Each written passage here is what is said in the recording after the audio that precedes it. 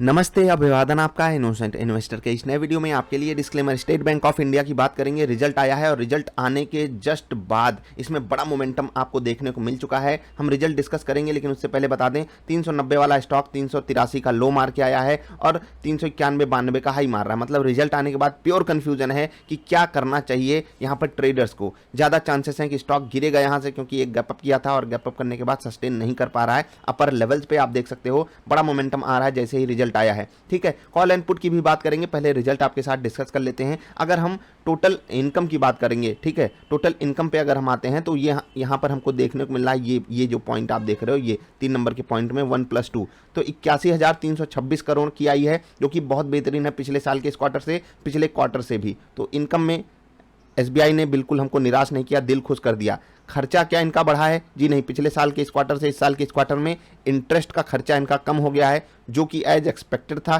क्योंकि ब्याज वगैरह आरबीआई ने कम की थी। और सबसे अच्छी बात यह है कि आपको ब्याज कम भी देनी पड़ती है, इतना बड़ा बैंक है तो आप अपने कस्टमर को कम ब्याज दोगे, प्लस लो रेट पे आप इंटरेस्ट भी देते हो, तो वो दो धारी तलवार होती है। लेकिन यहाँ पर भी कंपनी ने अच्छा खासा मैनेजमेंट करके सिचुएशन को अंडर कंट्रोल रखा है, यानी कि जो इंटरेस्ट का खर्चा है उसको कंपनी ने कंट्रोल कर लिया है। ठीक है, अब एसबीआई है, एसबीआई से क्या शिकायत करें, लेकिन रिजल्ट में थोड़ी सी क्लैरिटी अगर ये देते तो वो ज़्यादा बेटर रहता। ठीक है, हम स्टैंड अलोन रिजल्ट की अभी बात कर रहे हैं, याद रखिएगा। उसके अलावा जो सबसे ज़्यादा उम्मीद थी कि ये कंपनी हमारे सामने लाएगी क्या, ठीक है, हमारे सामने प्रॉफिट लाएगी, बड़ा प्रॉफिट लाएगी, क्या लाएगी, तो आप देख सकते हो 3500 करोड़ का प्रॉफिट, यानी कि 3,500 करोड़ का प्रॉफिट, और यहाँ पर 6,500 करोड़ का प्रॉफिट, जो कि बहुत बेहतरीन है। और ये हुआ कैसे? प्रोविजनिंग किस तरीके से इन्होंने की है? प्रोविजनिंग बहुत ही अच्छे तरीके से इन्होंने मैनेज किया है। यहाँ पर आप 8 नंबर के पॉइंट में देख सकते हो 11,000 करोड़ की प्रोविजनिंग है, जो कि पिछले क्वार्टर से तो ज़्यादा है, लेकिन पिछले साल के इस क्वार्टर से काफ़ी कम है। तो बैंक ने प्रोविजनिंग कम की है, जिसके कारण प्रॉफिट में दमदार इजाफा आपको देखने को मिला है, यानी कि हर फ्रंट पे रिजल्ट आपका बढ़िया है। तो स्टॉक में गिरावट कैसे आ रही है? मतलब कि जहां पर ये खड़ा था, भाई देखो, मैं आपको वन डे की कैंडल दिखाना चाहूँगा। ये मोमेंटम ही आया था अच्छे रिजल्ट की एक्सपेक्टेशन में। ठीक है, आप ये जो मोमेंटम देख रहे हो, रिजल्ट अच्छा आएगा, प्लस हाँ बाजार भी चल रही थी, तो इस कारण ये मोमेंटम आ गया। अब यहाँ पर अनसर्टेनिटी है, लेकिन अब यहाँ पर मैं आपको कुछ और सलाह दूंगा, लेकिन उससे पहले रिजल्ट में कुछ और पॉइंट्स डिस्कस कर लेते हैं। मतलब कि रिजल्ट ठीक है, कोई दिक्कत की बात है नहीं रिजल्ट में। जो ये गिरावट आ रही है ये टेम्परेरी टाइप की चीज़ है और वो प्रॉफिट बुकिंग है। ठीक, अब जो सबसे बड़ी चीज़ होती है बैंक के केस में, वो होती है एनपीए की क्वालिटी। आप लोग थोड़ी सी इंप्रूव कर लीजिएगा। अब यहाँ पर एनपीए का रेशियो देख लीजिएगा। एनपीए जो है नेट वाला पिछले साल के इस क्वार्टर से और यहाँ पर देख लीजिए कितना कम हुआ है। ठीक है, मज़ेदार, मतलब 1.5% पे आया है 2.25% से। और नेट एनपीए ये तो हो गई बात, ग्रॉस एनपीए भी बहुत बेहतरीन तरीके से कम हुआ है, 5% पे आ गया है, जो कि बहुत बेहतरीन है। ठीक, तो इन दोनों एंगल पे हम ये कह सकते हैं कि बैंक ने कम प्रोविजनिंग करके भी अगर एनपीए को इस तरीके से हैंडल किया है, जो कि बहुत बहुत बहुत अच्छी चीज़ है। और ग्रॉस एनपीए पिछली बार से इस बार में बहुत बड़ा इजाफा नहीं दिखाया है, तो ये भी एक पॉजिटिव पॉइंट ही है।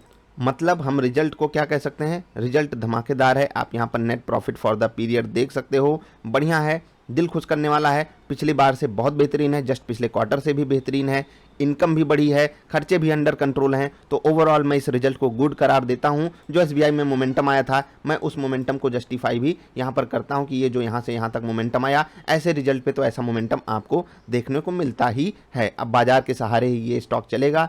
On a broader side SBI के रिजल्ट ने एक बार के लिए कॉन्फिडेंस बूस्ट किया है कि हाँ भाई, ये स्टॉक अब तो पोर्टफोलियो में आपके रहना ही चाहिए, कम से कम शॉर्ट टर्म पीरियड के लिए। बहुत से ब्रोकर भी आपको बोल रहे हैं कि ये स्टॉक रखना चाहिए या नहीं, उस पर हम बहुत जल्द वीडियो लाएंगे। उससे पहले आपको कुछ चीज़ें दिखा देते हैं। 360 का पुट जो है वो 2 रुपये 2.5 रुपये में मिल रहा है, और 420 का कॉल वो भी 2.5 रुपये पे आ गया। और सबसे खतरनाक बात मैं आपको बताना चाहूँगा, अभी ये थोड़ी देर पहले 4 रुपये पे ट्रेड कर रहा था।